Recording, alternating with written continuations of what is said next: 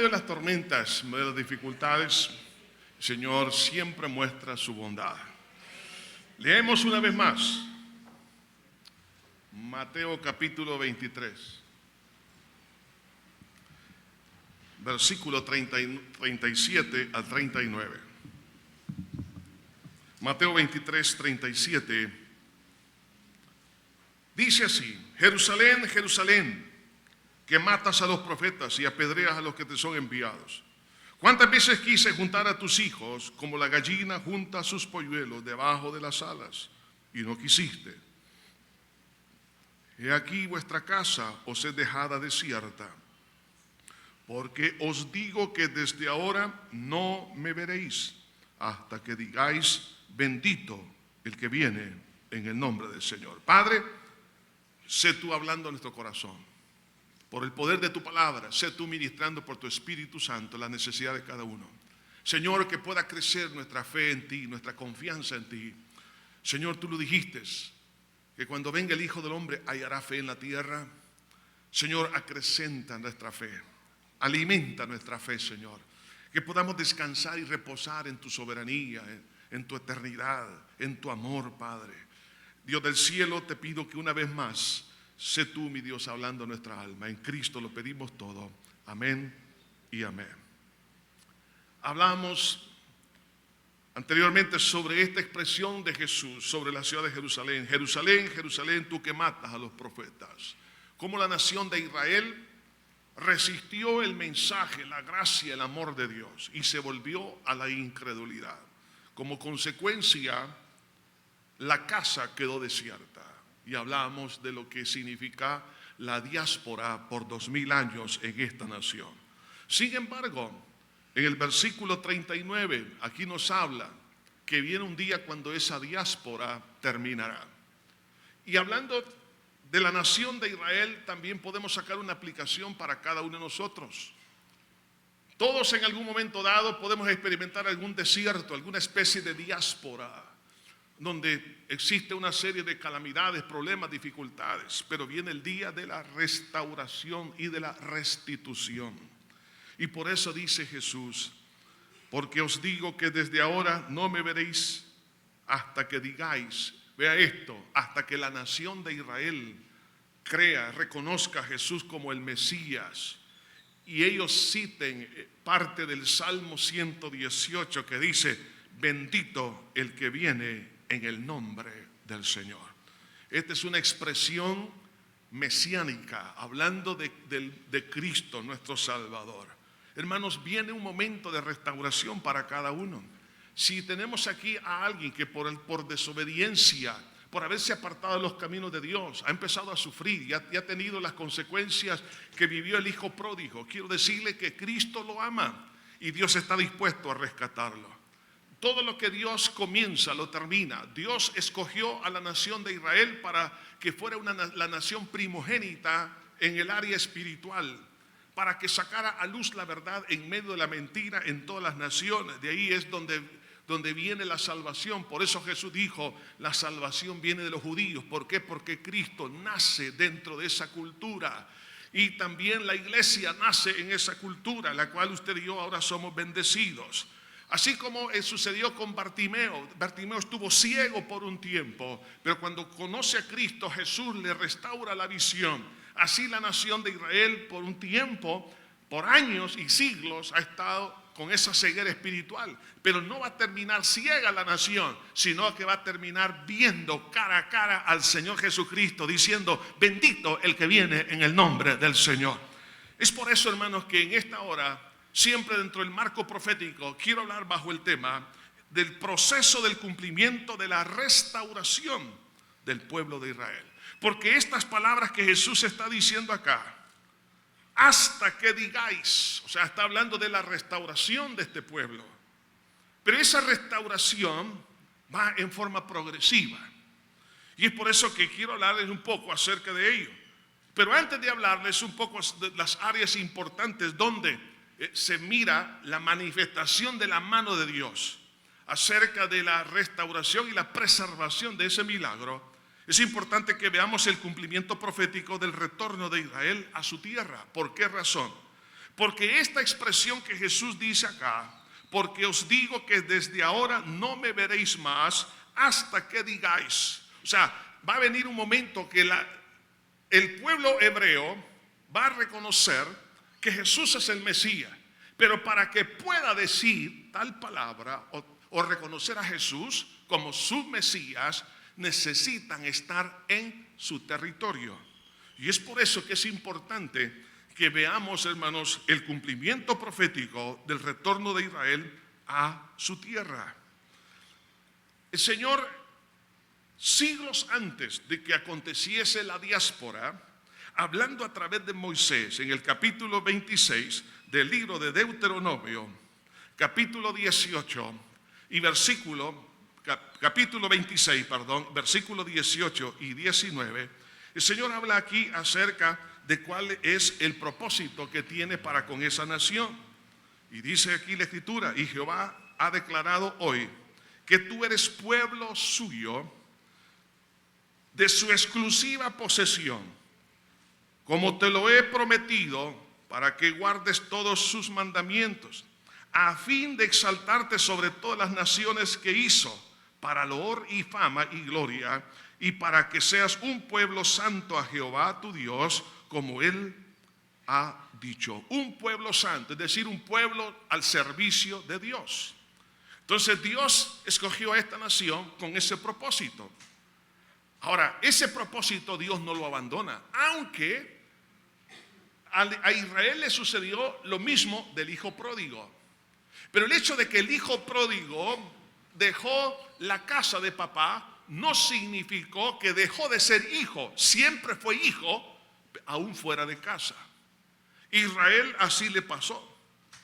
Pero Dios, sabiendo que eso iba a acontecer, entonces le dice en el libro de Levítico, en el capítulo 26, versículo 44, y dice: aún con todo esto, estando ellos en tierra de sus enemigos. O sea que Dios vio en la distancia que Israel se iba a convertir en una nación pródiga.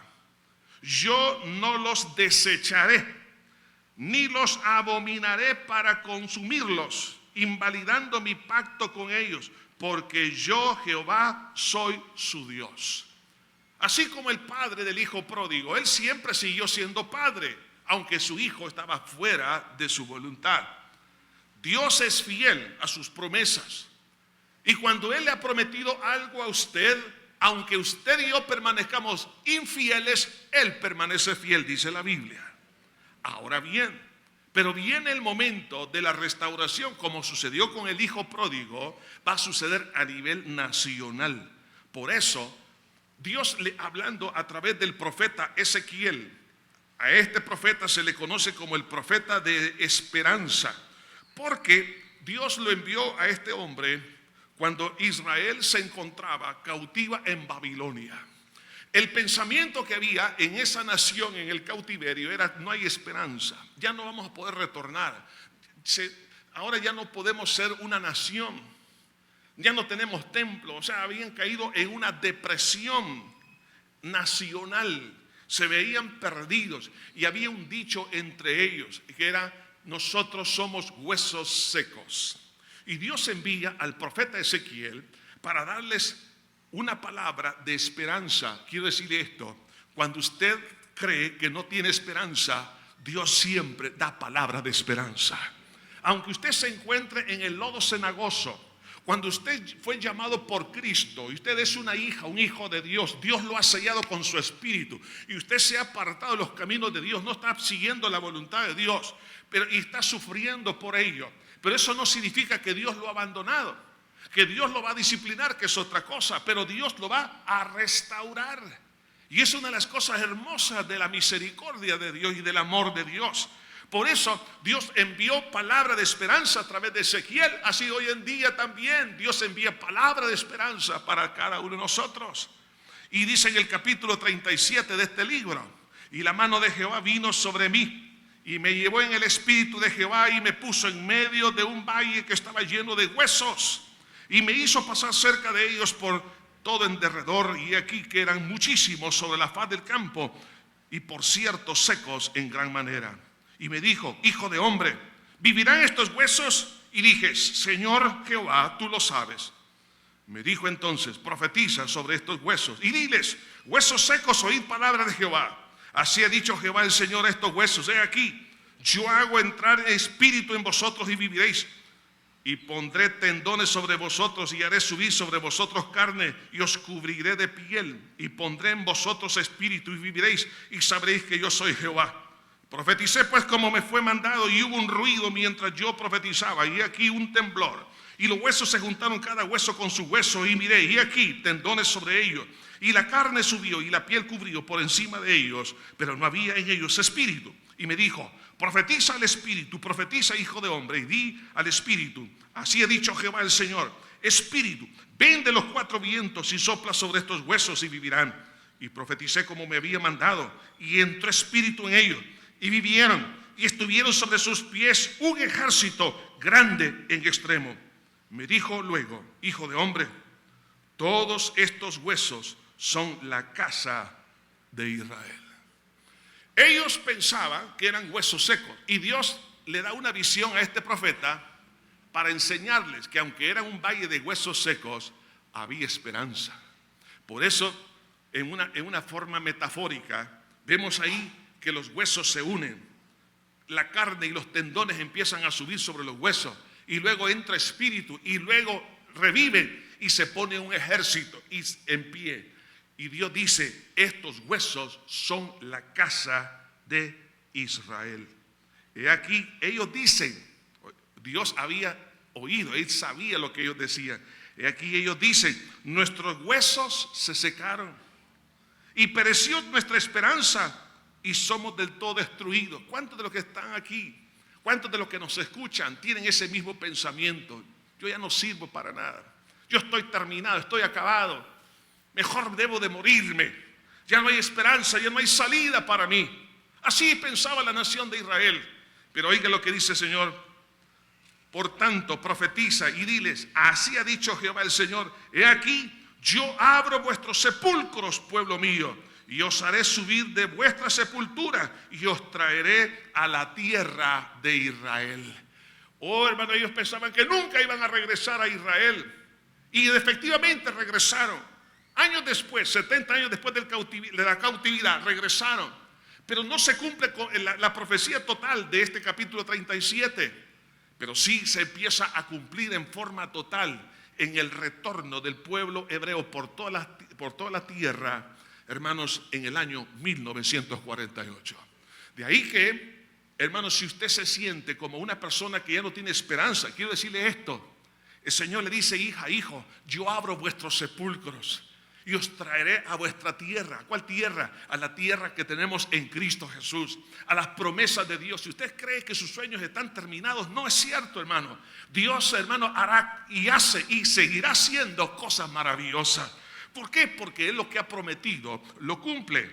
De ahí que entonces, si lo miramos en la perspectiva profética, y esto sirve para animarnos a nosotros, porque la nación de Israel viene a ser una figura o un ejemplo, más bien, de lo que es la vida cristiana. Y muchos se han sentido así. Son huesos secos en su empresa, huesos secos en sus estudios, huesos secos en sus relaciones familiares, huesos secos porque ya no aman, sino que odian. Huesos secos porque no hay alabanza en su corazón, hay maldición en sus labios. Mas quiero decirle que el Señor puede restaurarlo. ¿Por qué? Porque un día cuando usted fue un niño, o usted era un jovencito, o años atrás, aquella persona que aceptó a Cristo fue sellada con el Espíritu Santo, y lo que Dios ha comenzado, Él lo va a terminar. Por eso dice la Biblia, estando persuadido de esto, que el que comenzó en vosotros la buena obra la perfeccionará hasta el día de Jesucristo. Jesús hizo, mi hermano, que esta nación surgiera y no la va a abandonar. Así lo hemos leído, es la promesa de Dios. Ahora, quiero que note esto, que Dios algunas veces, para que se cumpla esta palabra, se requiere de algunos dolores de parto. En otras palabras, crisis que impulsaron en este caso a la nación de Israel a regresar a su país. ¿Por qué? Porque así dice la Biblia, y os traeré a vuestra tierra, a vuestro país. Ahora, después de casi 2000 años de estar el pueblo judío fuera de su tierra, partiendo del año 70, cuando Jerusalén fue destruida, todos los judíos fueron esparcidos. Quiero que entendamos desde ya, hermano, porque es el nombre judío, porque viene de la tribu de Judá, porque son los que regresaron de la cautividad babilónica. La única tribu que regresó con la media tribu de Manasés son los que regresaron a Jerusalén. Las otras 10 tribus se quedaron esparcidas por toda la tierra. Por eso el nombre judío, porque viene de la tribu de Judá, porque la tribu de Judá son los que retornaron. Pero luego estos son esparcidos por toda la tierra. Y ya por 2000 años parecía que esto realmente era un verdadero valle de huesos secos. No había esperanza de retorno, porque esa tierra fue ocupada una y otra vez por distintas culturas, por distintos grupos étnicos. Sin embargo, quiero que vea esto, hermanos, algo interesante. Cuando uno analiza un poco acerca de cómo es que este pueblo empieza a regresar a su país. En el año 1882 a 1890, 750,000 judíos que vivían en Rusia son obligados a convertirse en zonas limitadas residenciales llamadas guetos, de los cuales ellos sufrieron persecución, sufrieron matanzas. De ahí que esa palabra guetos es la que ha sido acuñada para algunos barrios, por ejemplo allá en Nueva York y otras ciudades. ¿Por qué? Porque eran básicamente viviendas mínimas, pero viviendas mínimas, o más bien mucho más abajo del mínimo que alguien pudiese tener. O sea que los judíos en Rusia y en Europa no vivían con grandes lujos, sino que vivían en esos famosos guetos. Estamos hablando en este caso de 1882 a 1890, 750,000 judíos solo en Rusia vivieron en esos guetos. Esto hizo que en el año 1882 comenzara una inmigración de judíos hacia Palestina. Fueron 24,000 judíos que intentaron y lograron entrar a su tierra. Oiga esto, después de 2000 años empiezan a regresar. Vea cómo Dios ocupa ciertas circunstancias para cumplir su palabra. En el año 1891 los judíos fueron expulsados de Rusia y San Petersburgo. Y entonces, ¿por qué? Porque estaba llegando el momento de dar a luz como nación, de retornar a la promesa.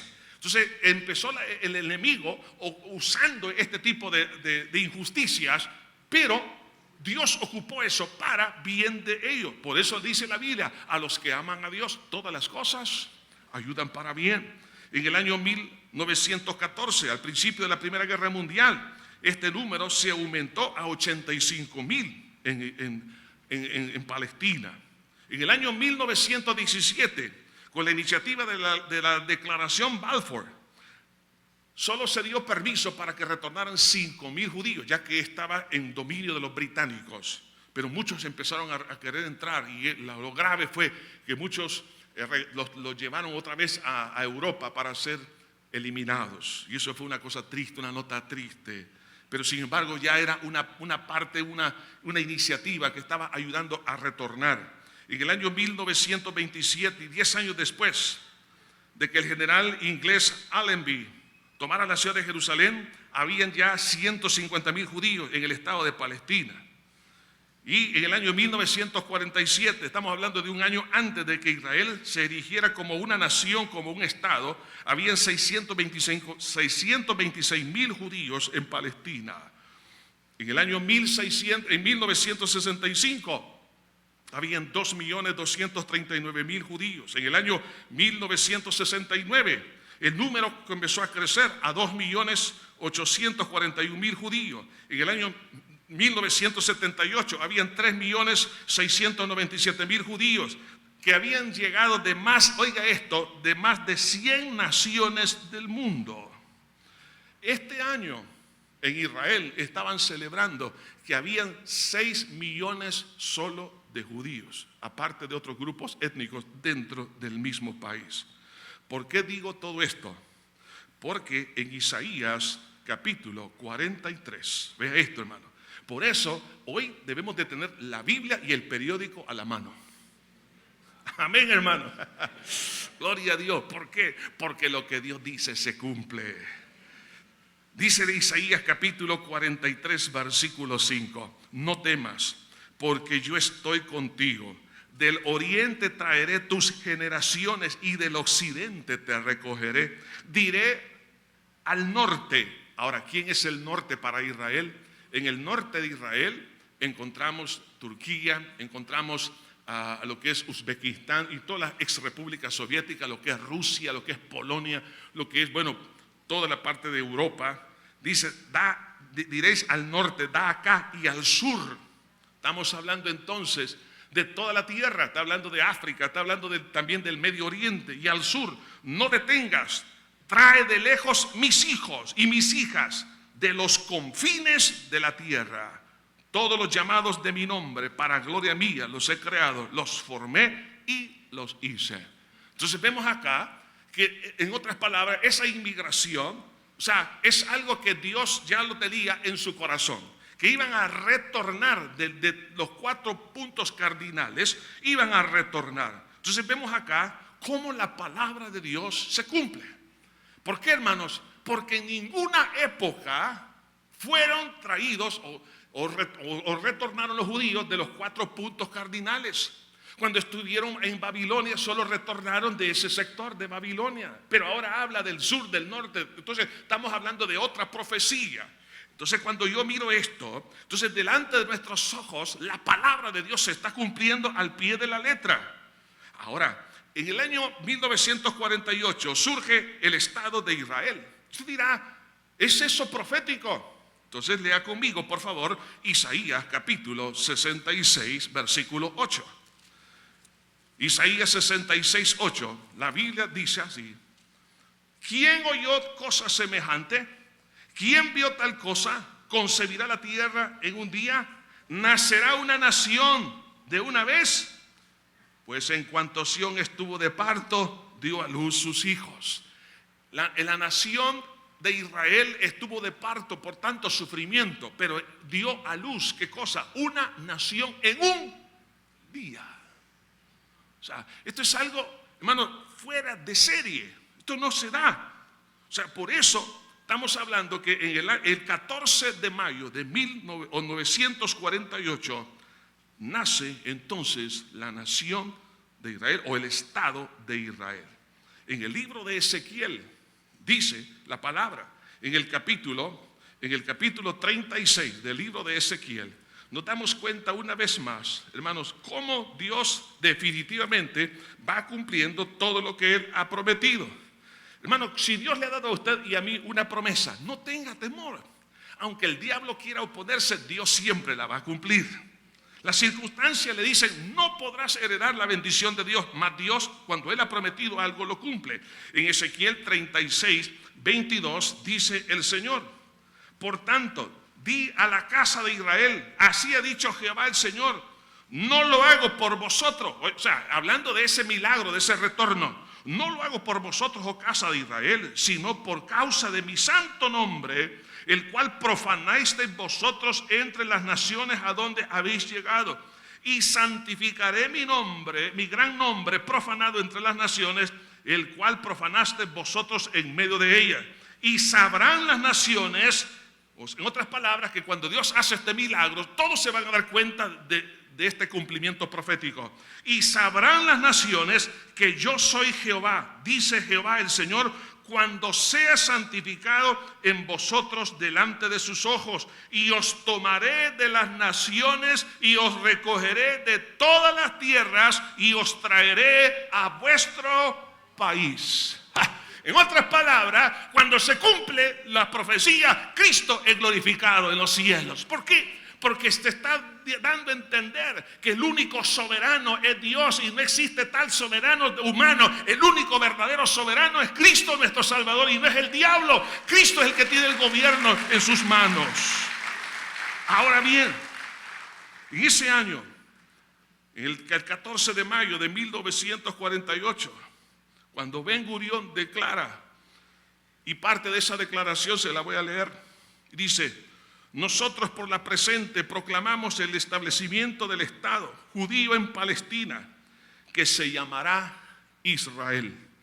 Recordemos que allá en el año 130 después de Cristo, Adriano, el emperador romano, cambió el nombre de Israel por Palestina. ¿Por qué? Porque el nombre Palestina es una derivación de la palabra filistea, los enemigos acérrimos del pueblo hebreo a lo largo de muchas generaciones atrás. Estamos hablando de las batallas que encontramos en el Antiguo Testamento, lo que era Filistea, lo que es la franja de Gaza hoy en día. Y en aquel entonces igualmente se conocía como Gaza. Entonces, pero Adriano cambió ese nombre. Pero el hecho de que cambió el nombre no significa que cambió el título de propiedad. De ahí que ahora existe una serie de confusiones al respecto hasta el día de hoy. Ahora, pero ¿sabe qué? Cuando Dios cumple esa palabra, y aquí voy, hermano. Cuando Dios cumple la palabra en su vida, en mi vida, en la vida de la iglesia, en la vida de una nación, esos milagros Dios los guarda y los protege. Cuando Jesús, nuestro Salvador, nace en Belén de Judea, sufre un ataque del diablo a través de Herodes, que lo quiso matar. Igualmente, cuando la nación nace, quiso ser eliminada. Pero quiero que no solamente lo veamos por los ejércitos vecinos, quiero que veamos por lo menos 4 áreas de sobrevivencia milagrosa. Hay 5, pero esta hora voy a hablar de 4. Hay 4 áreas de sobrevivencia milagrosa que confirman que cuando Dios, hermano, ha dado algo, cuando Dios ha cambiado, cuando Dios ha dicho, yo estaré contigo todos los días hasta el fin del mundo, el Señor lo cumple. Cuando usted y yo nacimos de nuevo, usted y yo empezamos a sufrir ataques, ¿sí o no? Jesús lo dijo. No he venido para traer paz y no espada, para poner en disensión a la nuera contra la suegra. ¿Cuántas suegras y nueras están en pleito hoy en día acá? No levanten la mano, por favor. Entre los padres y los hijos, el esposo y la esposa. ¿Por qué razón? Porque cuando usted y yo nacemos de nuevo, nacemos, oiga bien, nacemos a una batalla de carácter espiritual. Entonces, aquí la nación nace y hay una batalla. Usted y yo nacemos de nuevo y de repente hay una serie de dificultades que vienen en el camino de la vida cristiana. Pero el hecho de que hasta este día, oiga bien, desde el día que usted aceptó a Jesús como su único y suficiente Salvador, como Dios ha prometido establecerlo, enraizarlo, permanecerlo firme, Cristo nos ha protegido y nos mantiene firmes en la fe. No significa que no hemos tenido errores, sino firmes en la fe. Eso es lo más valioso que puede haber. Vea esto, hermano. Dios, al establecer una vez más a la nación de Israel en su territorio, Dios la sostiene. Y voy a hablar de estas 4 áreas. Primero, la primera área de sobrevivencia milagrosa es la sobrevivencia por 2000 años como nación. Era para que quedara aniquilada. Solamente voy a hablar aquí de algunos aspectos, algunos, son muy pocos. Pero para que podamos nosotros entender que este es un milagro, hermanos. No lo veamos así cuando leamos los periódicos, cuando veamos los noticieros de la nación de Israel y todo lo que está pasando en el Medio Oriente. Allí hay un milagro detrás de todo. Porque el hecho de que se haya sostenido la nación hebrea durante tantos años, esto es milagroso. Le voy a decir por qué. Lo voy a ver en 2 ángulos. Primero, por los obstáculos que ellos tuvieron. Y segundo, por las persecuciones. Entre los obstáculos, solo para darles algunos breves datos, por ejemplo, no se le permitía a los judíos y cristianos comer juntos, según la declaración del sínodo de Elvira en el año 306 después de Cristo. O sea, había un rechazo, no había comercio entre lo que es el pueblo judío y el cristiano. Ni siquiera se les permitía comer juntos. Otro dato interesante es que no se les permitía a los judíos tener cargos públicos, según el sínodo de Clermont en el año 535. Ellos no podían optar a posiciones políticas en el gobierno. Además, no se les permitía a los judíos aparecer en las calles durante la semana de pasión, y esto lo vemos que fue una declaración en el sínodo de Orleans en el año 538. La quema del Talmud, y estamos hablando entonces de los primeros 5 libros de la ley y otros libros de los profetas, fueron ordenados quemarlos, y la orden fue en el sínodo de Toledo en el año 681.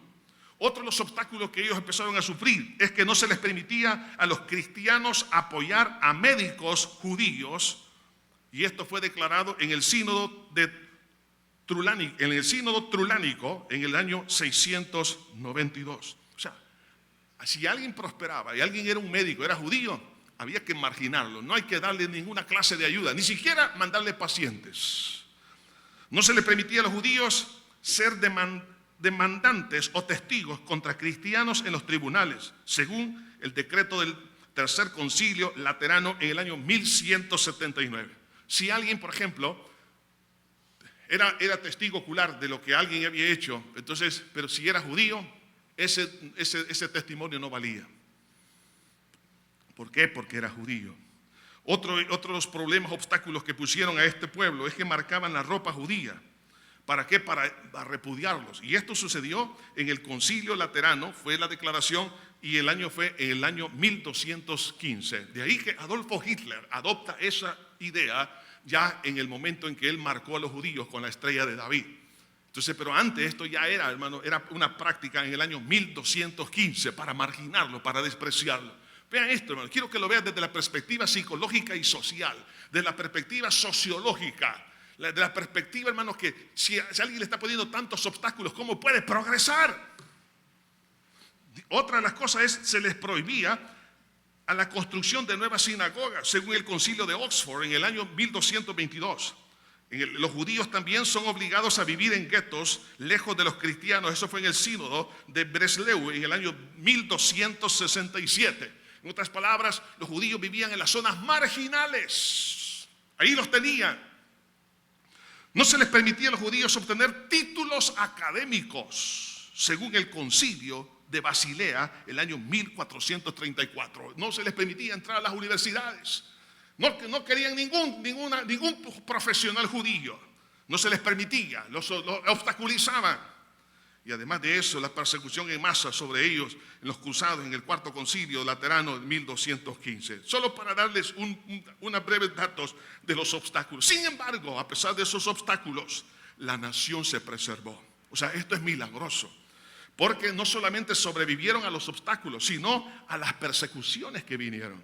Dentro de ellas, por ejemplo, en el año 115, la expulsión de los judíos de Chipre. En el año 1096, los cruzados alemanes exterminaron a toda la comunidad judía. En el año 1099, la comunidad judía de Jerusalén es víctima de una matanza por parte de los cruzados. En el año 1146, los judíos españoles son obligados a convertirse al catolicismo romano. En el año 1290, los judíos son expulsados de Inglaterra. En el año 1306, los judíos son expulsados de Francia. En el año 1355, 12,000 judíos son muertos en manos del populacho en Toledo, en España. En el año 1349 al año 1360, los judíos son expulsados de Hungría.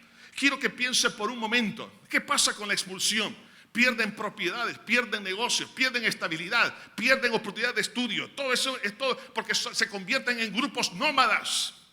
Pregunto, ¿podría usted sobrevivir? Que lo anden persiguiendo, que le quiten, le expropien sus propiedades, sus empresas. Los niños no pueden continuar sus estudios en forma regular porque se andan moviendo de un lugar para otro, moviéndose, hermano. ¿Por qué? Eso, hermano, la mentalidad que hay aquí detrás de todo esto es destruirlos. En el año 1350 fueron ellos acusados de la peste negra. 25 millones de europeos mueren y echaron la culpa a los judíos. Y la mitad, oiga esto, de la población judía en Europa fue eliminada porque acusaban que eran culpables de la peste negra. En el año 1411 es instituida la Inquisición y miles de judíos son masacrados. En el año 1420 fue aniquilada la comunidad judía de Tolosa. En el año 1421 los judíos son expulsados de Austria. En el año 1492, ¿le suena familiar esta fecha? Fueron expulsados 185,000 judíos con motivos religiosos por órdenes de los reyes católicos de España. Pero es el mismo año en que Cristóbal Colón descubre América.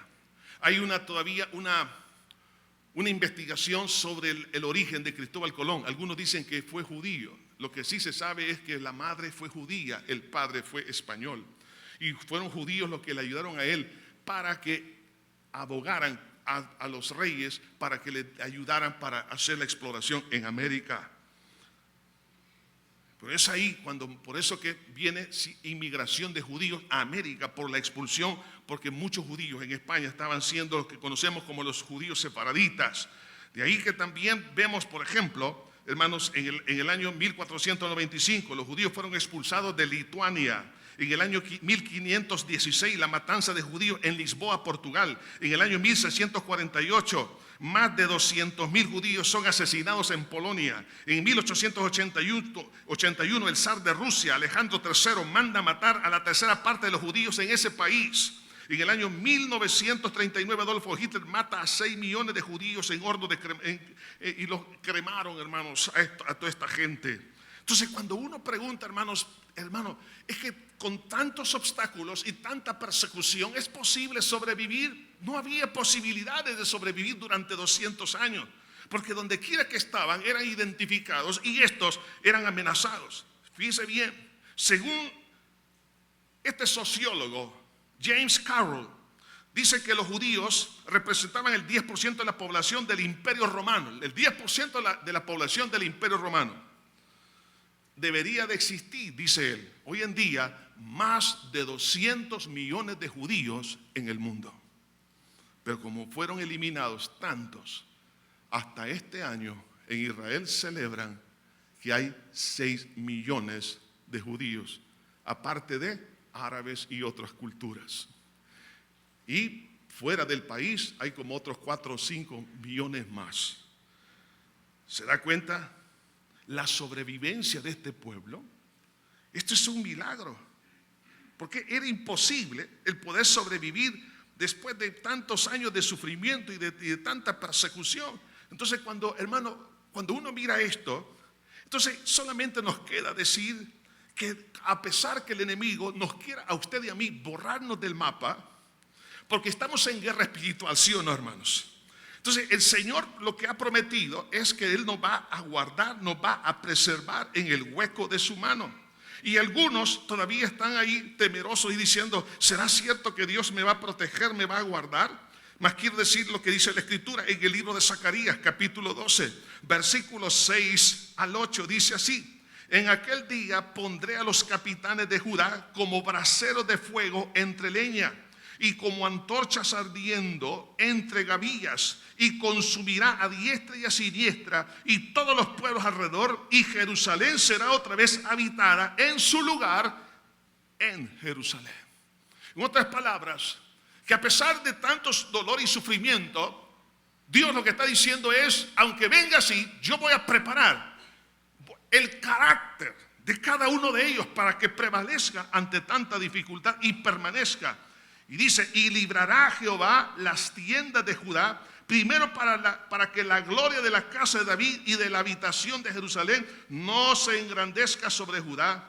En aquellos días Jehová defenderá al morador de Jerusalén, el cual entre ellos fue débil, y en aquel tiempo será como David, y la casa de David como Dios, como el ángel de Jehová delante de ellos. O sea, estamos hablando de una fortaleza interna que Dios les iba a dar para prevalecer. Piense por un momento si eso nos hubiera sucedido a nosotros aquí como nación salvadoreña. ¿Habríamos podido sobrevivir con tanto desprecio, tanto rechazo, privándole oportunidad de los estudios, quitándole propiedades, huyendo por todos lados por casi 2000 años? Hermanos, lo que estamos hablando aquí es que cuando Dios dijo que iba a retornar a su pueblo, a su tierra, hermanos, durante esos años de esa profecía estaba vigente, pero parecía que la profecía no se iba a cumplir, porque no iba a haber un judío que podía retornar a Israel, porque ya estaban a punto de ser exterminados. Pero mire, hermano, ahí está la mano poderosa de Dios, porque Dios siempre deja un remanente. Y aunque el diablo le esté a usted amenazando que lo va a destruir, que va a destruir su familia, usted dígale, apártate de aquí, porque Jehová lo que Él ha comenzado lo va a terminar. La Biblia dice, estando persuadido de esto, que el que comenzó en vosotros la buena obra la perfeccionará hasta el día de Jesucristo. La segunda área de sobrevivencia milagrosa de esta nación es sobre las guerras posteriores a la independencia. Declaran la independencia el 14 de mayo. El 15 de mayo, un día después, se levantan las naciones de Egipto, Jordania, Líbano, Siria, Irak, las guerrillas palestinas y muchos otros se levantan en contra de Israel. Recuerde que ellos eran inmigrantes, agricultores. Para ese entonces, usted lee un poco, se dará cuenta en la historia, Israel en sus armamentos solo tenía 11 cañones. 11 cañones. Más de 800 fusiles y otros tipos de armamentos, pero no tenían armamentos sofisticados. No era gente entrenada.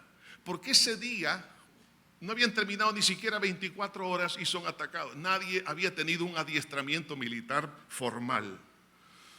Son atacados por Irak con 21,000 hombres, con una fuerza aérea de 100 aviones. Israel no tenía ni siquiera uno. La mayoría de esos aviones británicos, curioso hermanos, quienes entrenaron a estas naciones fueron ex militares ingleses y alemanes. Estamos hablando 3 años después de terminar la Segunda Guerra Mundial. Los enemigos se hicieron amigos, ¿se da cuenta? Qué hipocresía, ¿no? Para atacar, ahora se hacen amigos para atacar a Israel. No estoy hablando de todos, pero ex militares. Entonces, además de eso, Egipto envía 20,000 soldados con 13 batallones equipados con 135 tanques, 90 piezas de artillería. Siria envía 12,000 soldados y 50 aviones. El Líbano envía 3,500 efectivos. Arabia Saudita y Yemen también envían contingentes de 800 y 1,200 soldados, y así muchos otros grupos. Sin embargo, hermanos, ¿saben qué? Cuando usted lee la historia de esta guerra, es algo, hermanos, que, mire, uno lo que hace es llorar por esto. Por supuesto, las guerras, hermanos, todas son horribles, ¿no? Pero lo que veo aquí es que un Goliat en contra de un David. Lo que hacían los judíos con esos cañones, habían hecho unos barriles gigantescos que hacían que cuando disparaban un cañón, de alguna manera el eco se empezaba a reproducir en los barriles. O sea, era como que estaban disparando una batería enormes. O sea, un mortero se repetía hasta 15, 6, 16 veces. Entonces los enemigos decían, estos están armados. Y eran 11 cañones que los andaban para aquí y barriles que los andaban de un frente para otro frente y para todo frente. Con más de aproximadamente 800 fusiles. Y hermano, pero ¿sabe qué? Dice la historia. Los ejércitos fueron retrocedidos con las avispas. Avispas, como sucedió en el Antiguo Testamento. Lluvia de granizos y otras cosas. ¿Por qué? Porque Dios dijo, yo traeré a mi pueblo a la tierra y no la dejarán jamás. Cuando Dios lo ha traído al evangelio, Cristo lo va a defender en contra de ese demonio y le va a tirar pedradas y lo va a arremeter para que usted esté firme en el Señor. Otras palabras, Israel no es porque Él es. Israel es porque es un milagro de Dios. Es como el ciego Bartimeo. Bartimeo no se podía echar, flores o saludar con sombrero ajeno que estaba viendo. No. Él no podía sanar su ceguera. Cristo le sanó. De igual manera, Cristo hizo ese milagro de la restauración, porque es la profecía cumplida. Y Satanás lo que quería es borrar, y siempre quiere borrar la profecía. ¿Para qué? Para que el mundo no crea en Dios.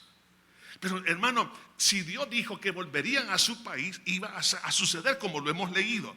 La otra guerra fue la del año 1956, cuando Egipto ataca a Israel y fue vencido Egipto. La otra guerra es la guerra famosa del año 1967.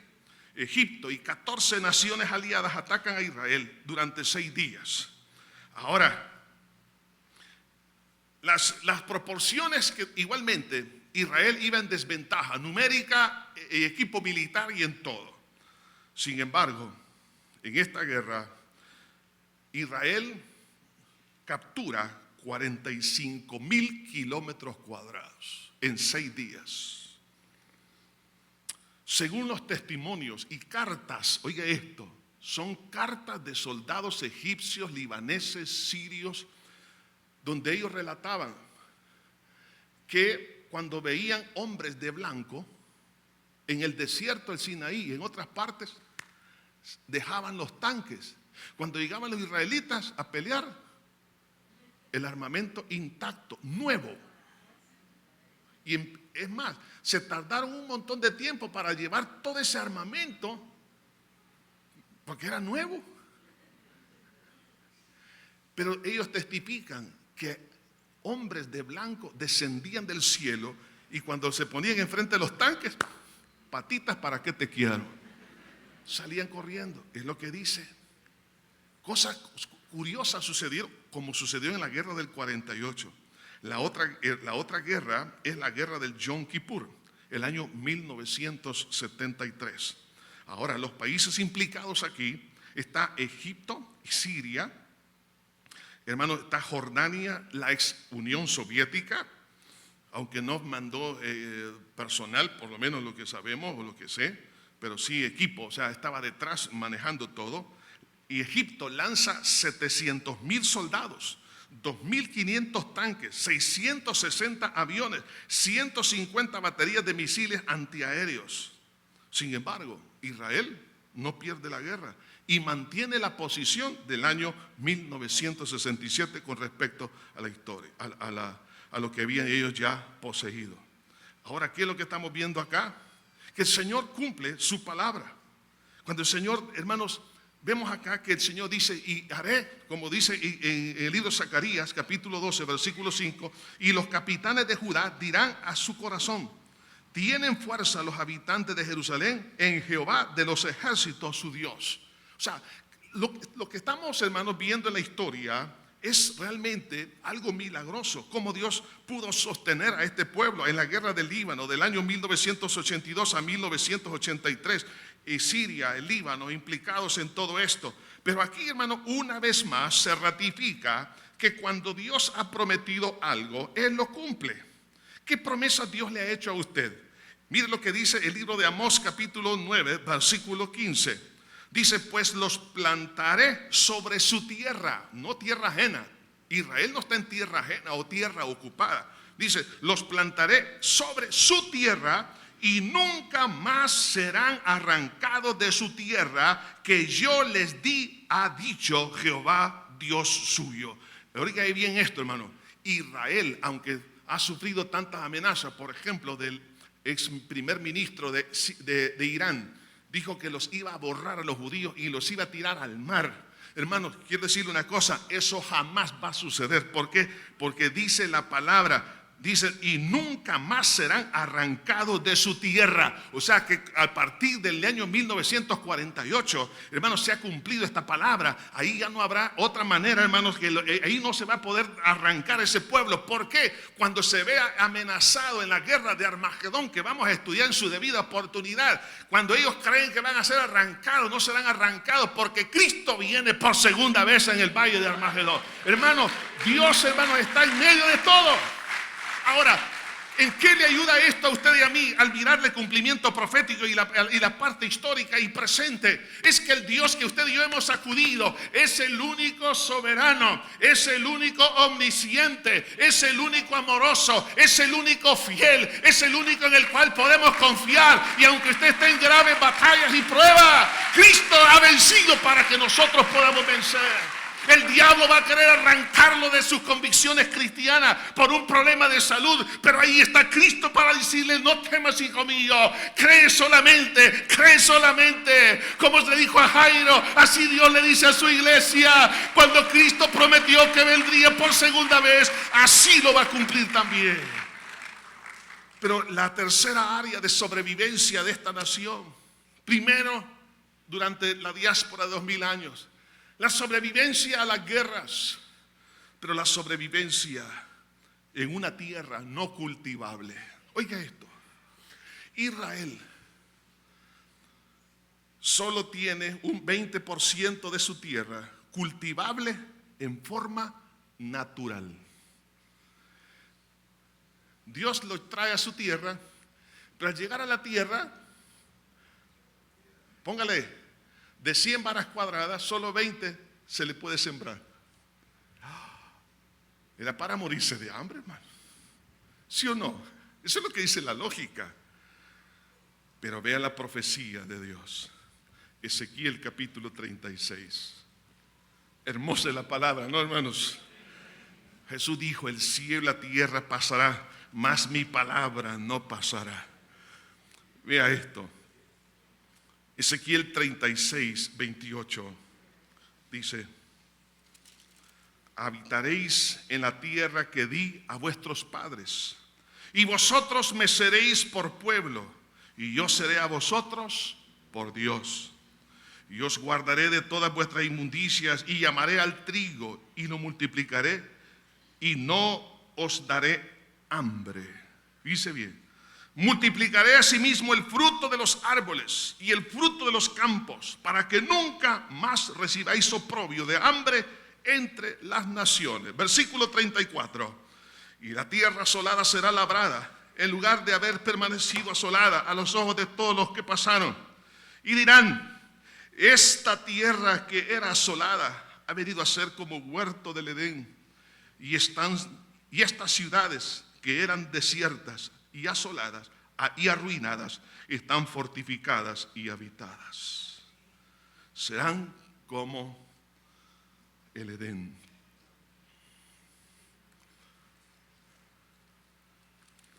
Cuando Israel en el año 48 se establece como Estado,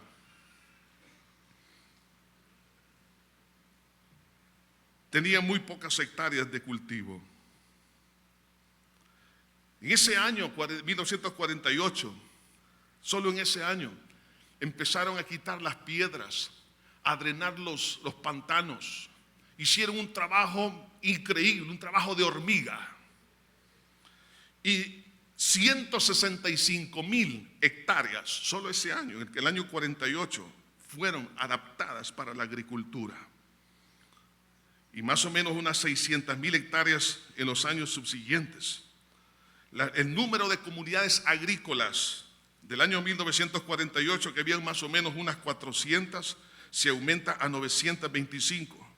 Durante este mismo periodo, la producción agrícola fue incrementada 16 veces, más que el triple del crecimiento de la población. En otras palabras, en buen salvadoreño, 3 aguacates por cada habitante. O sea, en todos una sobreabundancia, o sea, una capacidad alimentaria que no se podía concebir. Hoy en día, Israel es el líder mundial en tecnología agrícola, a pesar de que la geografía de Israel no es favorable para la agricultura. Más de la mitad de la superficie de Israel es desértica y el clima, así como la falta de agua, que no favorece el cultivo. Hermanos, a pesar de todo eso, hoy en día, fíjense bien, hoy en día en Israel, la agricultura representa el 3% del PIB y un 4% de la exportación, que tiene que ver con todo lo que son insumos agrícolas. Mientras, oiga bien esto, que los agricultores, alguien podría pensar, entonces la cantidad de agricultores es inmensa. Mientras los agricultores representan solo el 3.7% de la población, de la fuerza laboral. Y ellos con ese 3.7% cubren el 95% de las necesidades alimentarias de la nación. Hermano, y ellos tienen que exportar. Hay cosas que no producen, pero que nosotros las producimos. Producimos cacao, producimos café, producimos otras cositas, semita también. Entonces, el azúcar. Entonces, Miren, hermano, ¿por qué? Dice el Señor, y ya nunca más tendrán hambre. ¿No creen que eso es palabra del Señor cumplida? Dice el Señor, y yo voy a multiplicar la tierra que era asolada. Ha venido a ser como el jardín del Edén. Hermano, todos aquellos que hemos tenido la oportunidad de estar en Israel, eso, mire, cuando usted llega a Israel, usted mira, mire, cuando uno llega a los hoteles, ¿qué es lo que lo reciben ahí en el lobby? Con fruta. Ponches, y uno prueba este ponche y este ponche, qué rico. Entonces uno empieza a preguntar, no, ahí está la fruta, hermano, los mercados, usted llega ahí, está en abundancia. Ve los cultivos, por ejemplo, de uva. En el desierto, usted agarra la arena y unos gajos de uva así, de todos colores, naranja, papaya, sandía. Por ejemplo, en el valle de Armagedón, mire, qué lindo. Son millones de flores en el valle de Armagedón. O Jezreel es el mayor productor de flores en el mundo. Hermano, cuando uno mira eso, dice, Señor, este es el jardín del Edén. Cuando usted llega ahí, mire, por los lácteos, usted todo lo que quiera ahí, usted tiene en sobreabundancia. ¿Por qué? Porque ellos están bajo promesa. Y el Señor dice, y nunca jamás serán arrancados, y yo voy a hacer que la tierra sea productiva. Entonces esa es la tercera área de sobrevivencia. Yo quiero decirle esto, hermano. Dios también a usted y a mí nos ha prometido pan. Dios nos ha prometido que, hermanos, no he visto justo desamparado ni su descendencia que mendigue pan. Si nosotros estamos en el camino de Dios, Dios proveerá su trabajo, Dios proveerá el empleo, Dios proveerá, hermano, el alimento, todos los recursos que se requieren para el bienestar familiar. Y termino con esto, la cuarta área, la de la sobrevivencia sobre el rechazo y su desarrollo. Este pueblo fue marcado para decir, es un pueblo despreciable, miserable. Le hicieron la vida imposible por años y hasta el día de hoy. Sin embargo, a pesar de un rechazo social, psicológico, antropológico, sociológico, un menosprecio, una persecución, hermano, para tener una nación amargada hasta los huesos, para que se autodestruya. Sin embargo, Israel tiene 17 premios Nobel de literatura, 9 premios Nobel de la paz, 36 premios Nobel de química, 29 premios Nobel de economía, 54 premios Nobel de medicina, 52 premios Nobel de física y en otros premios Nobel en otras disciplinas. El total son 179 premios Nobel hasta el año 2011. Dígame, ¿qué nación sobre la faz de la tierra tiene 179 premios Nobel en su historia? Ninguna. Porque parte de la tierra prometida es la inteligencia que Dios les ha dado. Por ejemplo, el celular es un invento israelita. El sistema operativo Windows NT es invento israelita. El chip Pentium MMX es israelita. Son innumerables las cosas que se puedan hablar de ellos. Israel produce más documentos científicos per cápita que cualquier otro país. Son 109 documentos científicos por cada 10,000 habitantes, al igual que uno de los mayores índices per cápita de patentes en el mundo. Claro, producir, hermanos, tener una patente y producir nuevos, innovar, inventos y todo lo demás. Entonces, claro, eso genera recursos económicos. Albert Einstein, que fue judío, dijo estas palabras: cuanto menos conocimiento posee un erudito, más siente a Dios. Pero cuanto mayor sea su conocimiento, mayor es su cercanía con Dios. Él sentía que entre más conocimiento no lo alejaba de Dios, sino que lo acercaba a Dios.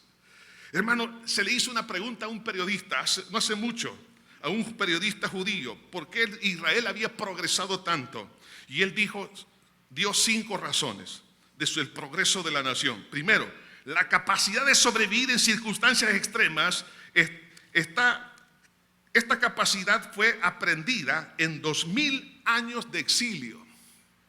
Segunda razón, la pasión por la educación. Tercero, vivir en un territorio inhóspito topográficamente. Cuarto, la necesidad de innovar para sobrevivir. Quinto, la conciencia de la importancia del respeto al prójimo.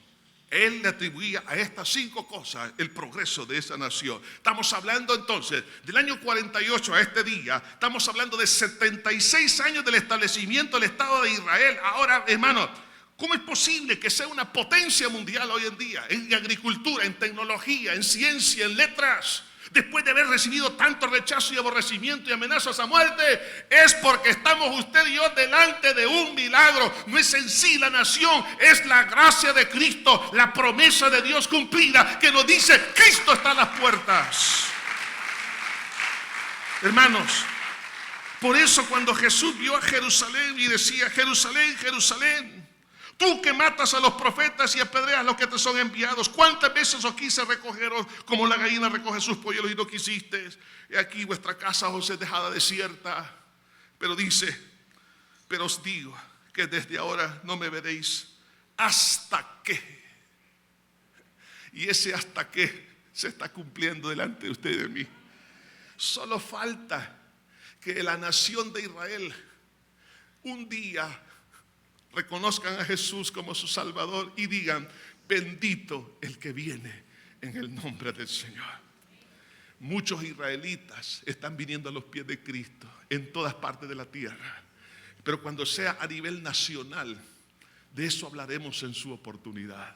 Hermanos, ¿a quién le va a confiar su vida? Solo a Jesús. Padre, venimos delante de ti en esta hora dándote gracias por tu misericordia. Pedimos que seas tú glorificado. Estimado amigo que nos escucha, como aquellas personas que están aquí, usted no está aquí por casualidad, no está oyendo este mensaje por casualidad. Dios le está diciendo: hijo, confía en mí, dame tu vida, yo te voy a perdonar, te voy a cambiar, te voy a cuidar, yo te voy a sustentar, te voy a defender. ¿Sabe qué? Esta es su oportunidad. Nadie se mueva, por favor. No hemos terminado. Ahí donde está, dígale al Señor: Señor, te entrego mi corazón. Repite esta oración conmigo. Padre eterno que estás en los cielos, me arrepiento de todo corazón, de todos mis pecados. Contra ti he pecado, Señor. He hecho lo malo. Me siento mal por haber herido tu corazón con tantas rebeliones, pero creo que tú derramaste tu sangre en la cruz del Calvario para perdonarme. Límpiame, Señor, purifícame, santifícame, Señor. Señor, te abro mi corazón y te recibo como mi Salvador y Señor, porque creo que resucitaste para darme la vida eterna. Gracias, Señor. Padre, así también, Señor, queremos en este momento poner nuestra confianza en ti. Israel, ese cumplimiento profético hasta el día de hoy y lo que sucederá el día de mañana, nos alienta a nosotros, porque la misma palabra que le has dado a ellos es la nuestra. Cuando tú estableces algo, cuando tú nos das algo, nadie lo va a poder arrebatar.